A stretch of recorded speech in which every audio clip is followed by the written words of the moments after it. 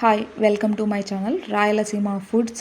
ఈరోజు మనం గుమ్మడికాయ హల్వా తయారీ విధానం చూద్దాము.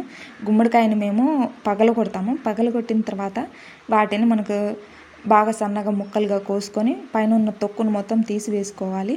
వీటిని మళ్ళా సన్న ముక్కలుగా మీకు ఎంత వీలైతే అంత సన్న ముక్కలుగా కోసుకోవాలి. ఈ విధంగా కోసుకున్న తర్వాత ఇది మా అమ్మ స్టైల్ గుమ్మడికాయ హల్వా తయారీ విధానము. మా అమ్మ ఎప్పుడు ఇలానే చేస్తుంది, బెల్లం వేసి చేస్తుంది. మనము వీటినన్నిటిని ఇంత సన్న ఉప్పలుగా కోసుకొని ఉంచుకున్న తర్వాత గ్యాస్ దగ్గరికి వెళ్ళి గ్యాస్ మీద ఒకే ఒక పాత్రలో అయిపోతుందండి ఈజీగా.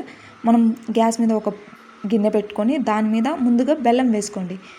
ముందుగా బెల్లం వేసుకోవడం వల్ల ఏమవుతుందంటే గుమ్మడికాయలో ఉన్న నీరంతా ఊరటానికి సహకరిస్తుంది. వేడి పెట్టినప్పుడు గుమ్మడికాయ ఉప్పలు వేసి బాగా కలిదిప్పి కొద్దిసేపు మగ్గనివ్వాలి. బాగా కలియదిప్పుకొని కొద్దిసేపు మగ్గనిచ్చిన తర్వాత మూత పెట్టేయండి. ఇప్పుడు మధ్య మధ్యలో కలదిప్పుకుంటూ ఉండాలండి. కలిదిప్పుకొని మీరు పప్పు గుత్తి కానీ వేరే ఏది పెట్టాల్సిన అవసరం లేదు. గంటెతో అంటూ ఉంటేనే అది ఫైనల్గా బాగా మెదిగిపోతుంది. ఇది కొద్దిసేపు ఉడికిన తర్వాత నేను మళ్ళీ కలిదిప్పుతున్నాను. చూడండి, బెల్లం అంతా కరిగిపోయింది, అడుగున వేసిన బెల్లము. ఇప్పుడు కలిదిప్పిన తర్వాత మనకు ఎంత క్వాంటిటీలో బెల్లం ఈ గుమ్మడికాయ హల్వాకు పడుతుంది అనేది మనకు తెలుస్తుంది. నేను క్వాంటిటీ అయితే చెప్పలేను, ఎందుకంటే తీసుకునే గుమ్మడికాయ సైజుని బట్టి ఉంటుంది బెల్లం ఎంత వేసుకోవాలనేది. ఇది బాగా మగ్గుతుంది చూడండి, ఇంకా మగ్గింది ఇందాక కంటే ఇంకా ఎక్కువ.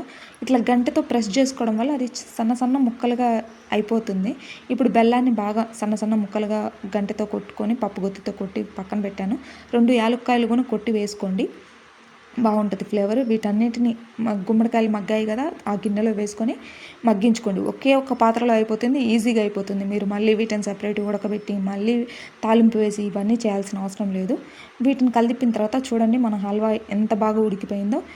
ఇప్పుడు ఈ హల్వాకి కొంచెం పక్కన నెయ్యి జీడిపప్పులు వేసుకొని పక్కన వేయించుకొని ఈ హల్వా మీద వేసుకోండి.